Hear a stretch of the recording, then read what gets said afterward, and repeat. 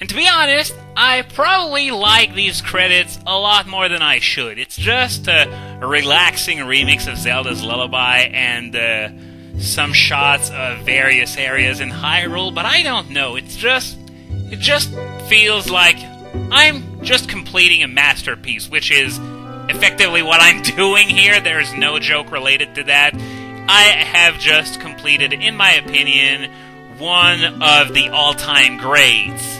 Now, as far as future projects in the Zelda series go, I think we can pretty much rule out 2D Zeldas because, as I said before, 2D Zeldas and 3D Zeldas, well, they're the same series and all, but they play so differently. Even though you could make a case for Ocarina of Time basically being Link to the Past in 3D, it still has such a different feel to it, which is maybe why I like this game so much. It's the same, and yet it's so different. And so, yeah, I have a clear preference for 3D Zeldas, so don't think we're going to be touching the 2D ones anytime soon. Majora's Mask! An obvious no, I don't think I need to go over why that is, and it doesn't have anything to do with the fact that Chugga Conroy's LP ain't it right now. Wind Waker! It could be done, I guess. This computer actually runs Dolphin pretty well. I haven't run any tests on whether I could record footage with the Dolphin running at the same time, but it's definitely something that I could look into. As for Twilight Princess, I guess the same could apply, except for my opinion that it's a sin to play Twilight Princess on anything but a Wii. And that is something that's probably a little bit harder to emulate, especially the Wiimote and stuff. And yes, I know Dolphin can do that as well, but I'm going to need some equipment in order to get it to work. And I'm trying to not spend too much money on LPing as a general rule of thumb. So Twilight Princess, it's something that it's another game that I really, really want to LP at some point, but not now, that's for sure. And as for Skyward Sword, I have absolutely no idea. I don't know if I'll even like the game, because as of this video being made, we're about a week away from its release. So that means that the most likely prospect for a future Zelda LP would probably be Wind Waker at this moment. Anyway, now we shift from a bunch of shots of places all over Hyrule to a party at Lon Lon Ranch. You can see a crap ton of NPCs in the choral right now. We got Talon and Ingo dancing together. I guess it doesn't make much sense if you haven't gotten Epona yet. Epona is entirely optional as far as I can tell, so it can't possibly not make very much sense. And I love how that windmill guy is like flipping out upside down and stuff.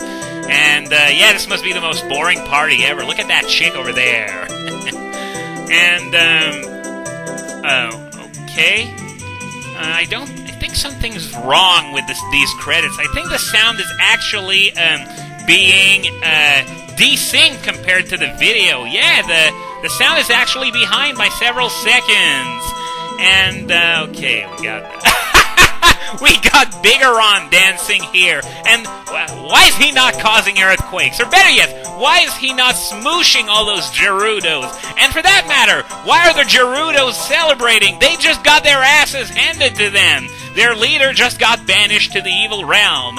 And I hope nobody needs to go take a dump or something, because otherwise it's gonna take 100 years for this guy to move over and unblock the entrance. But there are a few very major characters that we haven't seen in the party. How about the sages? Yeah, they're busy flying over to the peak of Death Mountain in like fairy form or something, I don't know.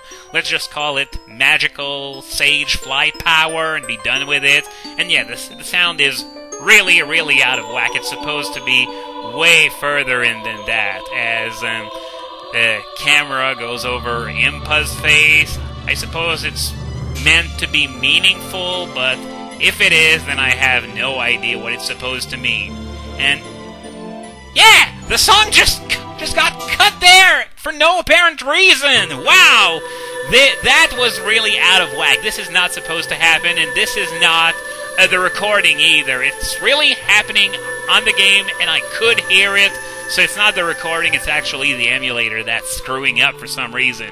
Anyway, we did what we had to do. We deposited the Master Sword back at the Temple of Time, and what that means is that Navi is going to leave without a trace, without giving so much as a reason. Now, you might think that I'm happy to see the bitch go, but the problem is that the fact that she leaves is the whole premise behind Majora's Mask, and that is not cool. But fortunately, there's one more scene after this one, just so that we can finish this LP on a more positive note. Presented by Nintendo, and no, we're not about to see the magical words, the end, quite yet, so I don't know why Presented by Nintendo appears here of all places. Anyway, back at the castle courtyard for another scene that's probably supposed to be meaningful and will have timeline theorists debating about its meaning for decades. Personally, I don't really care. I've already expressed multiple times my incomprehension over why people care so much. It's just a game, guys!